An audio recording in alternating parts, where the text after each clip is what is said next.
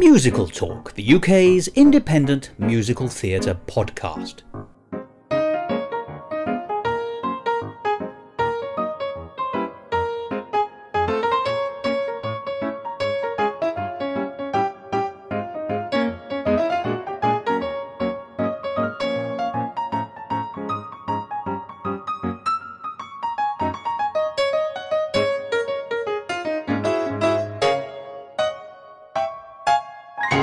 Hello and welcome to another edition of Musical Talk. I'm Thos Ribbits and I think it's incredibly flattering that Liza Minnelli sang a song about me when she appeared in the film of Cabaret. What do you mean you don't know which one I'm talking about? There's nothing about me. Yes, there is. There's that song, Maybe Thos Time. And whilst we're at it, isn't it amazing that Tom Arnold, my fellow presenter in this week's episode, also managed to get a song named after himself in that film? Tomorrow Belongs Tom E. Well, if those aren't clues enough, you'll probably realise that we're talking today about Cabaret the film from 1972, directed by the amazing and legendary man of theatre and film, Bob Fosse. Bob Fosse was an actor, a choreographer, a dancer and a director. Born in 1927, died at the age of just 60 in 1987. Ironically, in a way not unlike that displayed in All That Jazz, which was an autobiographical film, and with the benefit of hindsight seems even more surprising than it probably did when it was released in 1979. It's very much a warts and all portrait of Bob Fosse, or of a person that Bob Fosse would like us to think that he was. And he was not a man who wanted us to think good things of him. But when it comes to his professional life, I think it's impossible to do anything else but be impressed by what Bob Fosse brought to the stage and to the screen. And this week and next week, following on from last week's episode, we are taking a 3-week look at the film career as a director of Bob Fosse, looking at the 3 films that he directed, which were musicals: Sweet Charity from 1969, Cabaret from 1972, and All That Jazz from 1979. Now, if you were listening to us last week, you'll have heard that we were concentrating mostly on All That Jazz. The conversation will continue today, and will then concentrate much more on Cabaret.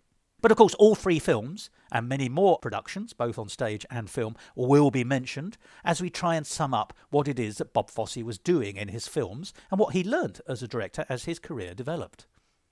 And you cannot divorce Bob Fosse from his choreography, which is all over his films, as you'd expect, and in some way reaches its apogee in Cabaret, the film we're mostly going to be talking about today. What do you think of when you think of Bob Fosse choreography? Chances are you'll go straight to that image of Liza Minnelli wearing a bowler hat and standing in an angular fashion next to a chair on a bare stage. There's much more to it than that, but he has in a way been able to pickle our perception of the quintessential Bob Fosse look in one photograph. And that photograph comes from this film, Cabaret. And you may be wondering why these 3 episodes are collectively called A Fosse Day in London Town. A very witty title, riffing upon a lyric by Ira Gershwin from a song by George Gershwin for Fred Astaire and his film A Damsel in Distress from the late 1930s.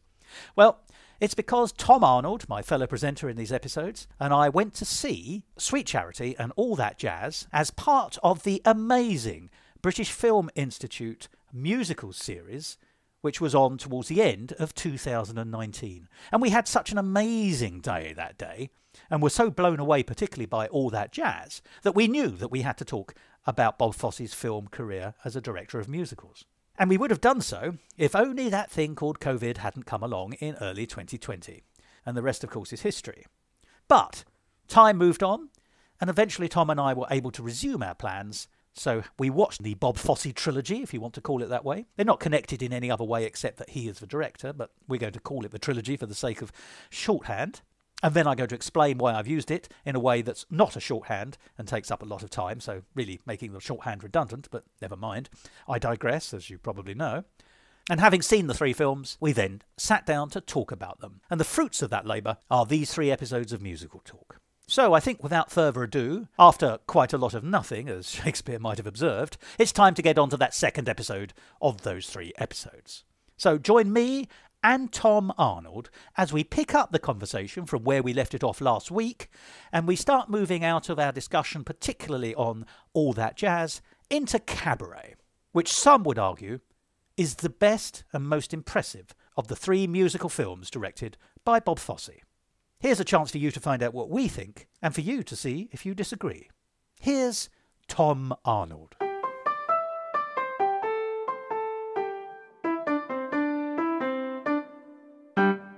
Musical Talk, the UK's independent musical theatre podcast.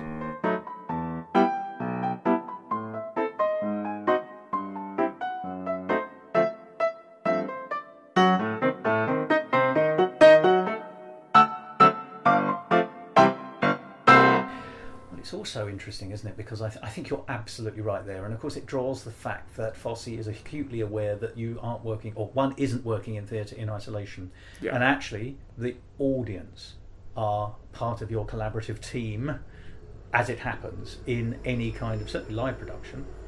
Because you're right, in Cabaret, moving on to that film briefly, and I hope we'll travel across all 3 again, because there's so much more meat on the bone left for all that jazz. But you're right. There's a contrast, a bookending contrast, to be brutal. At the beginning, you get this rather interesting sequence over the opening titles, which is a camera looking at the audience in the Kit Kat Club off a reflective glass. It looks to me like a silver tray that you might serve champagne off. If you have champagne to serve. Other drinks are available. Lemon and lime squash. Yeah. There's a cost of living crisis. They're all off their face on lemon and lime squash in that Cabaret bar. Well, that's what Weimar Republic was famous for. Oh. It was good for anything. But you see the audience reflected, obscured, as it were, but you can see them, and you can see that they are essentially the normal people of Berlin at the time, 1931, I think it is. By the end of the film, which is a year or so later, I guess, still early 30s, but the Nazis are just that step further towards 1933 and taking power. The closing sequence is the same shot as we go in the outer credits, the leaving credits, of the audience in the Kit Kat Club, being reflected, and now we see brown shirts, people in Nazi uniform dotting the audience, which just goes to show the growth of Nazism in Germany at that time in the Weimar Republic, and their stranglehold on power as they are closing things down, actually just by force of being there. It's the audience which are driving the narrative from that first to the second. How is that audience changing? And because the audience has changed, that has, in a sense, contextually driven the plot of Cabaret, the film. So you're quite right. Fosse's reaction and all that jazz in the sleazy strip club, suddenly paying attention to an audience who he's set up as showing were inert for the most part, to reaction, and then all those fast cuts as well, very dynamic, very snappy. I think is making a point that he knows there's an audience. There's always an audience. He's not doing this for his own pleasure, although there must be some creative benefit in it, particularly as a workaholic, both Bob Fosse and the Joe character. Which also then takes you to the final scene of all that jazz, which we need to touch on. Yeah. We don't want to give spoilers, so as we keep saying, go and see the film. Can we spoil it? We've got to talk about it, really. We've said it enough times now. Watch all that jazz. Yeah. I think it's the big fundamental difference between Cabaret and all that jazz to me, is who the audience is. All that jazz, the final scene, here we go. Spoiling a movie from 89. 89? Is it? Where is it? All that jazz is 79. I meant 79. I was thinking it's just in... Yeah, 79. So you've had time. Is my point. That is a I know, I'm sorry, I've ruined 42nd Street. Yeah, oh no. From 1932 or whatever.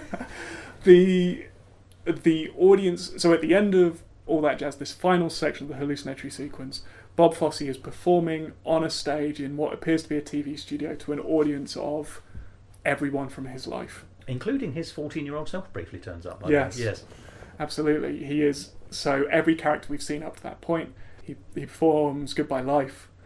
He's then led away and he sort of travels into the light, the music swells, and then there's just this harsh cut, just cutting off the music to him in a body bag being zipped up. That is... Yeah. It's abrupt. It's abrupt and it's horrible, and that's the bit that is also just so funny in a really perverse way. It's the gut punch laugh as well as the gut punch emotional response. Sorry. It's the grandeur of it to no sound. It's really funny. It's horrible. It's so clever. But the big difference for me about All That Jazz and Cabaret is about who that audience is and who that audience represents. All That Jazz is a story about almost like him feeling he's performing for his life and the audience being his loved ones. And that then being interesting if you talk about what the relationship between a performer and audience is. That's very different from a relationship with your friends, a partner, that kind of thing, and yet he's seeing it always through that prism. The audience in Cabaret is much broader than that. Cabaret is about social movements. The fact that we see the audience through a reflective surface is an essential motif of that film. It is. Because it is drawing attention to, we are meant to see that as us, aren't we? And I noticed as well, on this viewing, reflective surfaces are a constant motif in that film. The MC breaks the fourth wall, and I'm pretty sure every time he breaks the fourth wall and he looks at the audience, it is through a mirror or something. I can't remember a time he actually looks at the camera. The famous shot of him saying money before going into that song that's used several times in the film is a mirror, and you sort of see him also just in front of the camera looking away from you, and then his face looking at the camera. So we're always meant to read the whole Cabaret bar as a metaphor for us, aren't we? So while both of them are about audiences and performance, who the audience is representing is quite different in each one, if that kind of makes sense.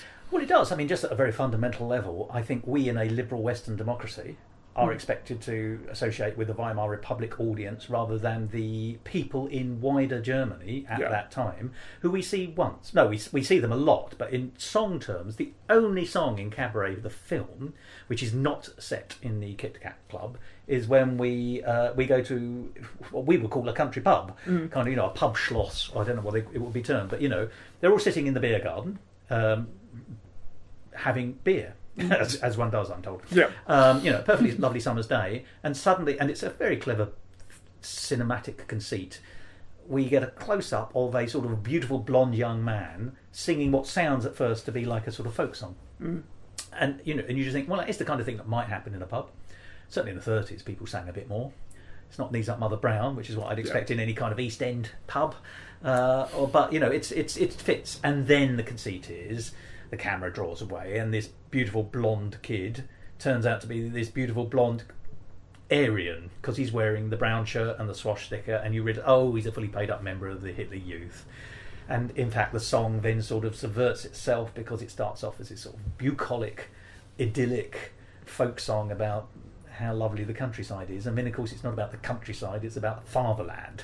And it becomes Tomorrow Belongs to Me, or it is Tomorrow Belongs to Me, but we see it, and then we see, not all, in fact quite noticeably not all, but a number of people, the normal people in the country in the broadest sense of the word, standing up and joining in. So you can see the popular movement of Nazism taking root and being successful in a kind of grassroots level, which we obviously, as 21st century now, but 20th century audience, late 20th century audience when the film came out, we associate ourselves with the Kit Kat Club audience, who are the doomed ones, unfortunately, of course.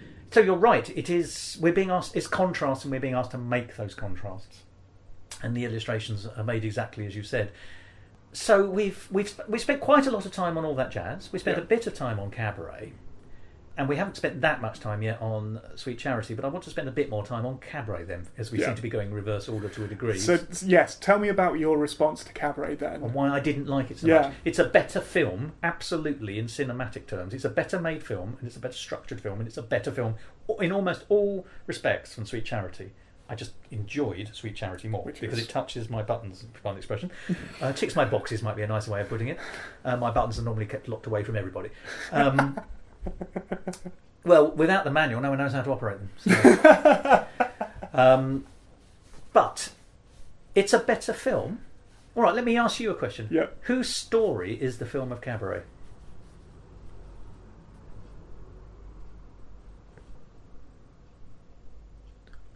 Long silence. Yes. It's... I was going to say Cliff, but he's not called Cliff in the film. Brian. He's called Brian, yes. He's called Brian because he's not American. That's one of the very strange changes, isn't it?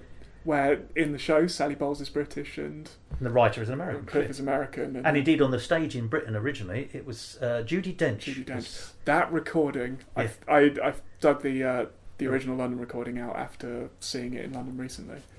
That original London cast recording is something else. It's superb as well, and so much character. Judi Dench singing the title song is stunning, and I still haven't listened to the new London recording that came out a few weeks ago, and I cannot wait. I'm very excited to listen to it. But you're right. There's a change. Well, I'd say it's Brian's story in much the same way the show is, even though both the show and the film are utterly infatuated with Sally Bowles. Oh, infatuated is such a good word. That is beautiful, and I please accept this imaginary gold star. Thank you. Gosh, yes, it is. I agree with you. I think the story is Brian's story in the film, and actually, I think that Michael York is fabulous. I am so impressed by Michael York in that film. And I like the fact he's not an author per se. He's a researcher and a translator, and he's in the arts and literary arts. But he's, first of all, how wonderful in 1972 that a mainstream British actor, because he had a run of films under his belt by then. He was successful.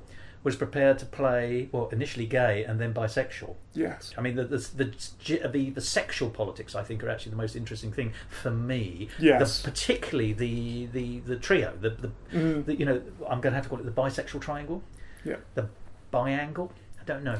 Sally Bowles, Max, and Brian. Yeah. In various combinations. Combinations in this case not being the old-fashioned term for long johns. Yes. But it is his film, and yet, and you said the word infatuation, and I think that's so perfect. Sally Bowles muscles her way into it, and therefore to enjoy Cabaret, you have to like Sally Bowles, I think. Oh no! Don't say it thus. No. Or let me write it very loudly on a piece of paper. No. I don't like Sally. How do you spell Bowles? Got an E on the end. Yes. I don't like Sally Bowles. Oh, what? Thos. No. Okay. She's a monster. How can you like... Honestly, seriously. Liza Minnelli is a brilliant actress. She plays the character brilliantly. So I'm not saying I don't like Liza Minnelli's interpretation of that character as written. But as written and as performed, you're looking at me so strangely. It's so odd. She is a monstrous, self-absorbed, sociopathic, empty vessel. A narcissist. I found so little to like about her. I found her repugnant. And if you find her repugnant, Cabaret's quite a difficult film. Yes, I'll give you that, certainly. So why is she not repugnant? Refute me now. She is she is absolutely deeply flawed. There's no getting around that. She is difficult in that sense. Difficult. I don't think for a second any of the emotion she shows towards Brian is false, though. I don't think. I can totally see there's a reading of that film that she is using Brian, and I don't get that sense from it. What's really interesting about the film is how little we actually know about her. Yep, that's fair. In a way that, from memory, I think the show fills in a lot more about her, and we are able to understand more the hard times she has sort of fallen on. Based on what we've seen of where she lives and that kind of thing, she's clearly not well off. She's making ends meet doing this job. I just want to contrast this with a lyric from Sweet Charity, but she keeps falling in a pot of jam. Yes. Honestly, I know she lives for two a penny in a bit of a dive, but she's got friends, she's got she's got friends, she's got money when she needs it, she's got company, she's got people who love her. It's not that bad a situation. I mean, it may be purportedly a bad one, but it doesn't look it. She's not distraught. No, and I don't know. It's very difficult to describe, isn't it? It's just difficult to explain. I'm struggling. I'm so sorry. I can see I'm taking you somewhere you weren't expecting, but I'm really struggling to formulate why. But you obviously do like. I just think she's It's just that she's a magnetic presence in it, and whether you think she's using people or not, people are clearly drawn to her. Oh, undoubtedly. And I think you totally see why that is. I find her very winning in that film. Which is certainly helped no end by the first few musical numbers you see her do. That you see her as a performer, and she's brilliant in those sequences. You can see what she's good at. Yeah. Yeah. But yeah, no. That's really interesting. Do you not have that response for her in the show then? No. So what's the difference for you? That's a terribly good question. I wonder if it's because the show is actually broader, oddly. Yeah. Because, we've spoken already. There's several conceits have been imposed on the Cabaret in film. All the songs, bar one, are going to be Kit Kat Club songs. And that's fine. But they all are, except for Tomorrow Belongs to Me, which therefore sticks out like a sore throat. I know what it's doing. Did I say a sore throat? Yeah, it sticks out like a sore throat. Well, those sore throats can get very large, particularly if you've inflamed your Adam's apple. However, all the songs... So it's quite constrained, therefore, that all the songs have to be cabaret songs. And therefore, that's also...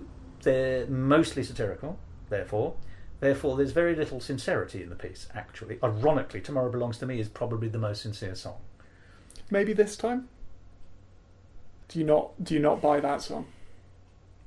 Because that's the I want, isn't it?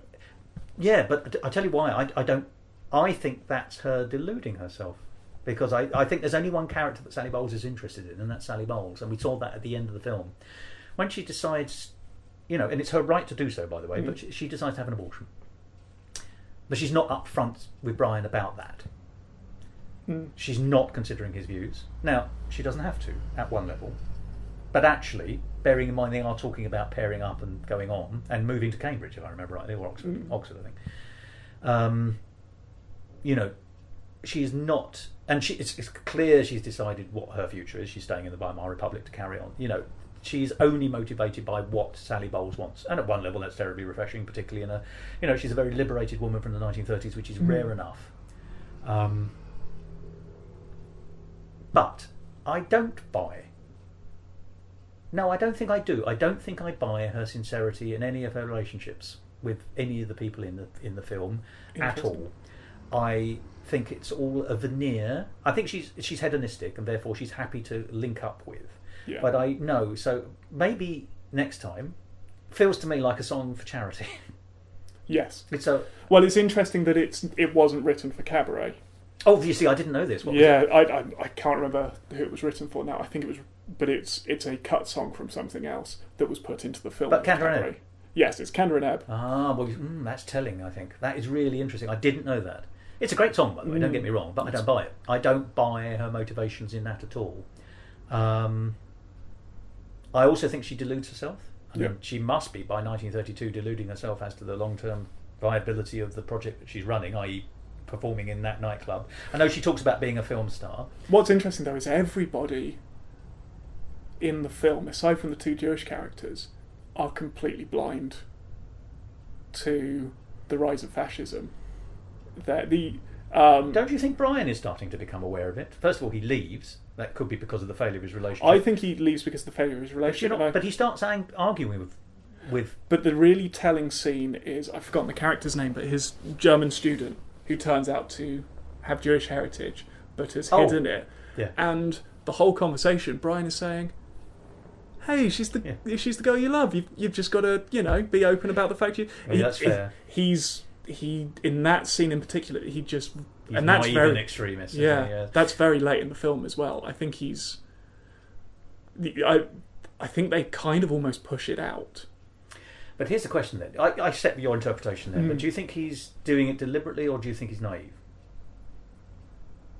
As in doing what deliberately, ignoring the rise of Nazism and the context he's finding himself in. I think they're all kind of naive to it. Yeah. But naive is different from... Naive is not noticing. Deluded is noticing but not choosing to acknowledge it.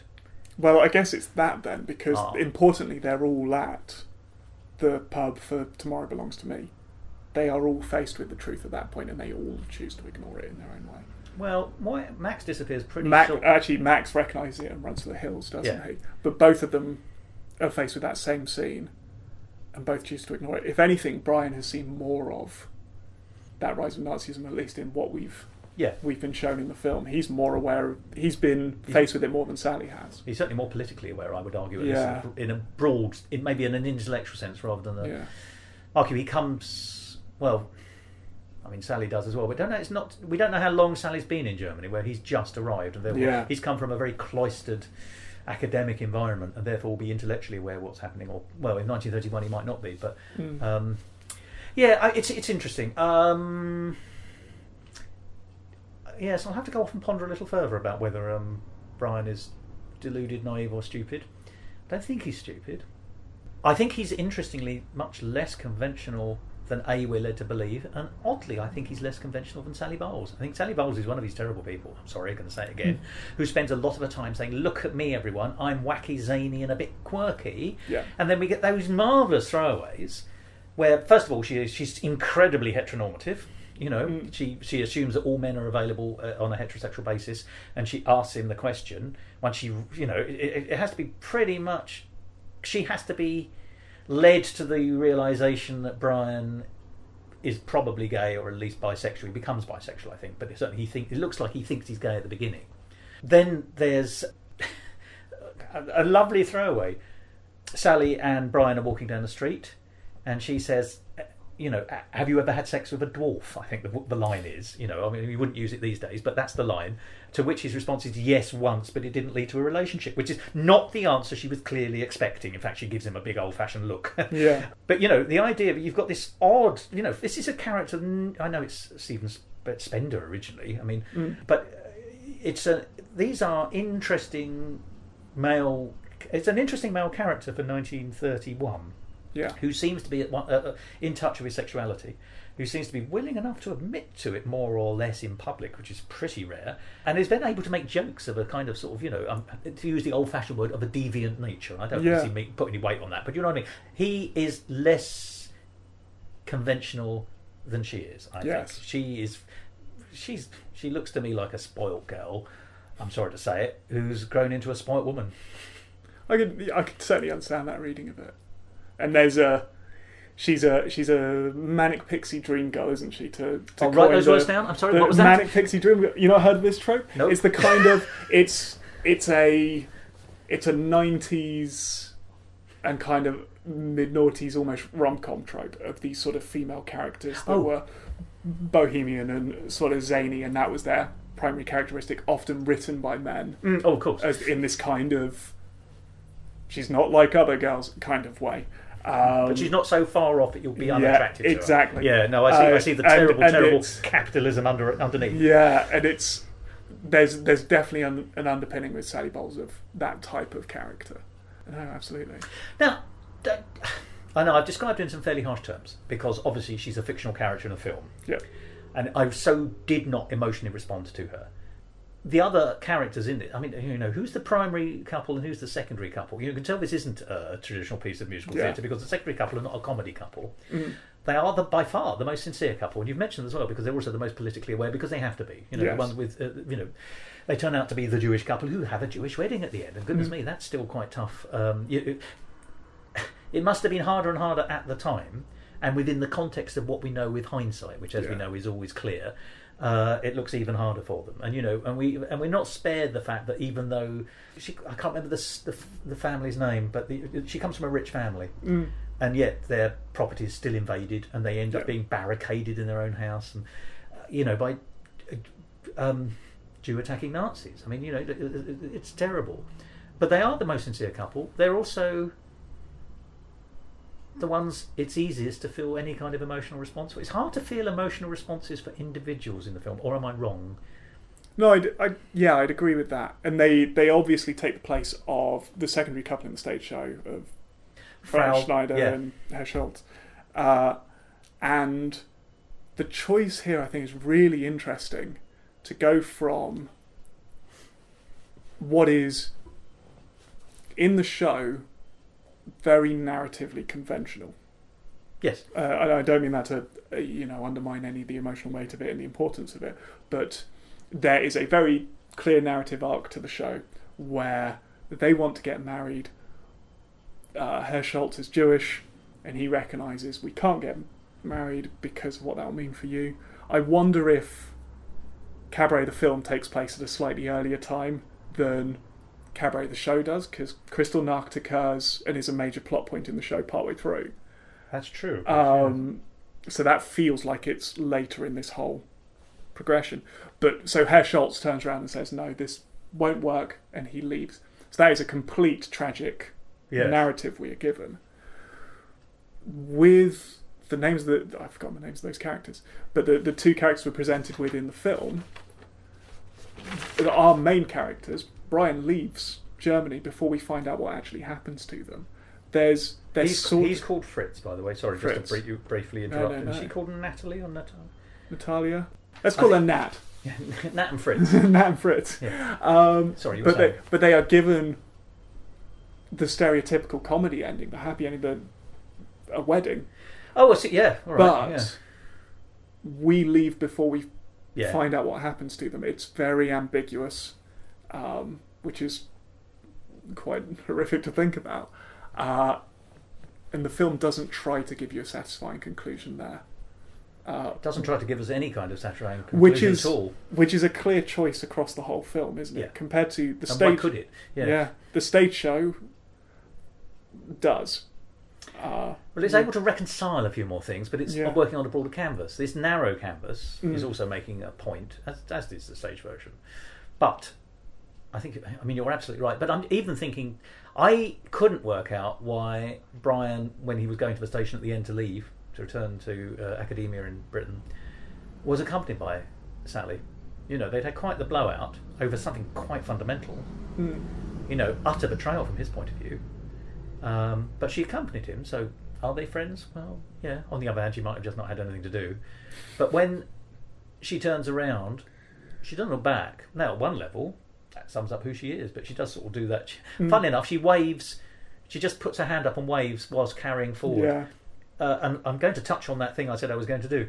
Oddly, and we'll see more of this in Sweet Charity, in his dance sequences, there are several things that comes up. We've already mentioned the hand movement on a still body. So she's walking away, which isn't still, but it's, you know, it's not gyrating. Yeah. But the hand goes up, it waves, the hand comes down. That's a very minimalistic Bob Fosse moment. I hadn't really considered it like that. And here's the other thing. She is walking away. Now, I don't know if you've spotted this, but in almost all... The leaving into the... Yeah. Well, yeah, but nearly almost all Bob Fosse dance sequences has somebody with their back to the audience. There's a lot of back, if you pardon the expression, on the show. And so that sequence feels very Fosse-esque in its own right. And I appreciate, for dramatic purposes, we need to be able to have a reason to see him leave at the station and speak to someone, because obviously something has to be said. Yeah. But in a way, I think it'd been better if he'd been accompanied to the station by Fritz. Interesting, yeah. The thing that surprised me, getting onto Bob Fosse as choreographer in this, is, I think you said Mein Herr is the... And there are a lot of new songs for Cabaret the film, which are not in the...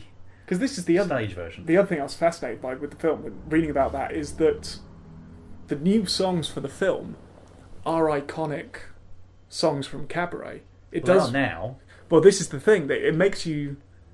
I'd be absolutely fascinated to see Cabaret in its original form. Yeah, well, you won't find Judi Dench singing Money, will you? No, because it wasn't there. And whereas Cabaret running in London at the moment has Mein Herr in it, it has Money in it, it has maybe this. So they got Money in it. Yeah, so it's.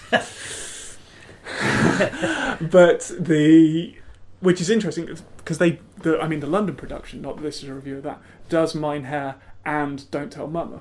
Even though those two songs are the same purpose. They're doing the same job, which is an interesting choice. And I didn't realise that Don't Tell Mama isn't in the film, because obviously they give you the instrumental. They lead you into it, and I think, this is going to be Don't Tell Mama. And then it goes into Mein Herr. And I'm going to be honest, I actually don't like Mein Herr as much as... Oh, no, I love it. It's a great song. Although, I've got to say one thing. I'm sorry to say this. There's a similarity in the melodic line of Don't Tell Mama from the stage version of Cabaret with the 1940 song Flamingo, believe it or not. It's a piece of instrumental music. I think it was the Alan Chew Orchestra did a slow version of Flamingo with sort of modern orchestrations, by which I mean 70s, which is really when he was recording. and I listened to it and I thought, oh, this is Don't Tell Mama. Right. I'm not saying there's any deliberate lifting at all. It's just one of those things. There's an odd overlap melodically, I think. The other song that I think this is a deliberate reference to it is All I Need Is the Girl from Gypsy. The dun, dun, dun, dun, dun, dun. It's a very deliberate rhythmic echo of dun, dun, dun, dun, mama. But yes, the other song, of course, that's referenced in the film that's not in it is the Pineapple Song. Oh, I don't remember that. Which Herr Schultz and Fräulein Schleicher sing in the stage show. It's their kind of comic, meet cute song. Da, da, da, da, dum, dum. And it's several times it's on the record player throughout the film. How interesting. So there's an Easter egg. Well, you see, and I hadn't spotted that at all. But the choreography, I was expecting full-on Fosse, because in my head, Cabaret is closer to Chicago than it is to All That Jazz. Yes. So, and also, as you say, Liza Minnelli in the bowler hat and chair and leotard and stockings is sort of the archetypal Fosse girl look. Yeah. Funny enough, Fosse male look I always associate potentially bowler hat, but men in suits. Oddly. Yeah. It's an interesting. Do we get that here? I'm trying to think. Not in Cabaret so much. No. You do in the Rich Man's Frog. You do in Sweet Charity. It's probably the. But because they're all, apart from Tomorrow Belongs to Me, which is not choreographed, except people standing up, which I don't think counts. I could do that choreography. The scenes are choreographed. Mine Here is the most, I think we've agreed this, the most Fosse-est from Cabaret. The other songs are more, because they are cabaret numbers. By which I mean small C cabaret. You know, they're talking, they're illustrating the point we're seeing in the bigger story. But they are sketches in song form, if that makes sense, and therefore they have to be choreographed to make sense of that sketch. Like I think it's a terrible song. We get the biangle, as I've said. Three ladies. Two ladies is the song that reflects the bisexual triangle that we're seeing in real life.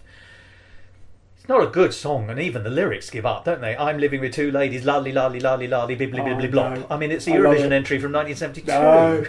And I mean, actually, if we're getting into these numbers, we haven't mentioned Joel Grey yet. No. As the MC. I just love him. I love his performance in this film. Well, he's a lift from the stage, isn't he? Yes, he was in the original cast of the stage show. And he did go back into it as well, I think after the film at some point. And obviously, incredibly storied career. But he played Jack Point in a television adaptation of The Yeoman of the Guard, which is the Gilbert and Sullivan I was telling you about, that starts with the single woman on the stage singing. That's what I meant by a storied career. But he's just magnetic in this. He's so good. He is, but he's a grotesque. Oh, completely. It's an alarming character, and it's a fascinating character to try and interpret. Oh, go on then. And glean. Well, I find him very difficult to interpret in the film, whereas the MC in Cabaret, the stage show, is Germany. Oh, indeed, yeah. And that it's a very clear metaphor as he is gradually coarsened and almost like domesticated. He's taken from being an anarchic spirit. Yeah, in the way that it's a weird comparison, but like it's a Disney film trope. The characters are these wild free spirits who become domesticated over the series of the plot. The MC is very much that. He is beaten down and forced to comply. Whereas throughout this, he's not fulfilling that role in the film. Because he never complies. For me, his function is to provoke reaction from the audience. The audience being, as in the audience watching the film. The fact that he is breaking the fourth wall so often, and it's almost about complicity. There's a horror film called Funny Games, where it's a home invasion horror, and the perpetrators of this frequently look at the camera, and it makes you sick to your stomach because you're in the story now. You're made to be on their side. Or the other film that I thought of that really sort of seemed to parallel was the Ian McKellen Richard III from the 90s. Oh, fabulous! Yes. Which is an amazing movie. But all the way through that, he looks at you, doesn't he? He looks at the camera. There's one moment in that he doesn't even have a line, but he's greeting Jim Broadbent, and you know he's going to off him, and he literally just gives a look to the camera over Jim Broadbent's shoulder, and it makes your skin crawl. There's another avatar, by the way, for the MC, I think, to a degree, and that's the man who's given the honour of being the first person to break the fourth wall in film. It's Groucho Marx, who, of course, is the very fountain of anarchy and satire and cocking a snook at establishment environments. I'm not saying there's any other parallel there, but it is interesting that Groucho Marx is a great anarchist in that sense, and so to a degree is our MC in the film. Yeah, it's... But the film... But he there's a parallel with All That Jazz. You know, you will talk about the abrupt ending of, you know, the great glittering performance, and then something absolute turn-off, zipping of bag end. In this, we get a reprise, and not for the first time, of Willkommen, but with the goodbyes, you know. But he never says goodbye. He says, Auf Wiedersehen, bientôt, and then ducks behind just legs it. He legs it. He ducks behind the curtain, and that's he's off. And he doesn't say goodbye, so that no speech marks, closure, and that triple language trio that we'd expect in the lyric. Now, I read that to mean symbolically that his representation of the pre-33, you know, the Weimar Republic, for want of a better phrase, he's been offed. I didn't see him running off. I took that as he's been done. He's been killed. Yeah. You know, that's the end, and he's symbolic. So oddly, he does symbolically represent the Weimar Republic to me in that film. So it's not so much Germany being tamed as in the Weimar Republic, which is an odd chapter of Germany's history, being shot in the head. Yeah, no, I can definitely see that.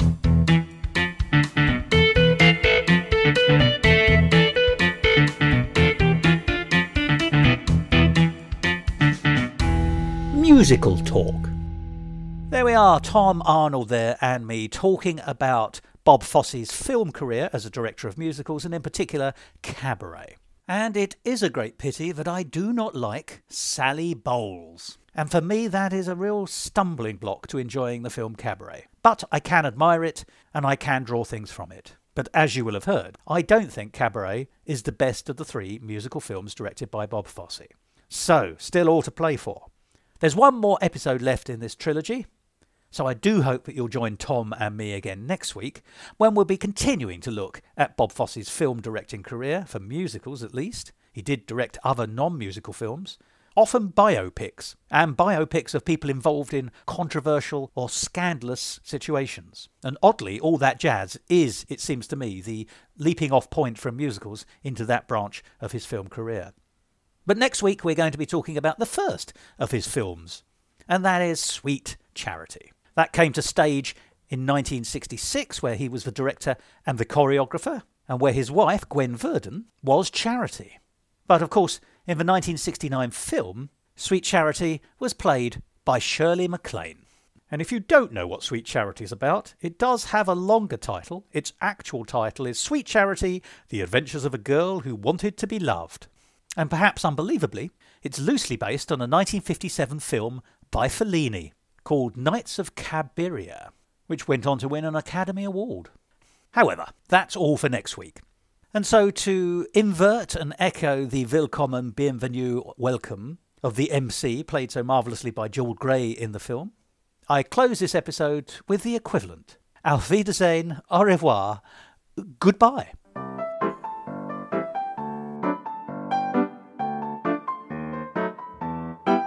This episode of Musical Talk was presented by Tom Arnold and Thos Ribbits, and was edited by Thos Ribbits. Copyright Musical Talk 2024.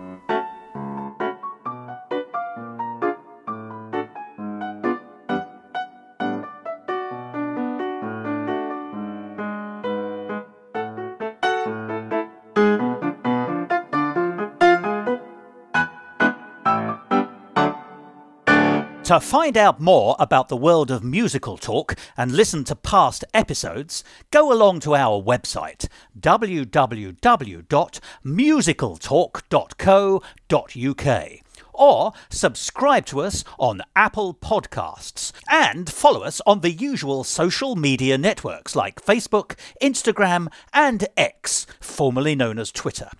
And if you want to follow me on the latter, you can. At Musical Talk Thos. I might prop that up. In fact, I might prop it up with that. Perfect. I'm sure Bob Fosse would be over the moon, but... But we're using his... Yeah, absolutely. I think that's what he meant it for, isn't it? The whole thing has been created so that I can get a small plastic box to prop up a microphone to talk exactly, yeah, exactly. Right, speak, sir. Testing. 1, 2, 1, 2. For breakfast today, I had porridge. This is what they do in the sound checks. Yep. Whenever we do a show, they talk about what they had for breakfast, and eventually somebody heckles and asks for a joke. And then people always get nervous and try and think of a joke to tell, as I'm doing now, because all the ones that are coming to my brain are too blue to be recorded. Oh, right, I'll turn it off in a minute. Excellent. Jolly good. That all seemed fine to me. I mean, it's all going to be a bit, and then forgive me, I'm just going to be talking about that level. So it will be fine, and I'll sort it all out later, I think he said very unsophisticatedly. Nice. Right.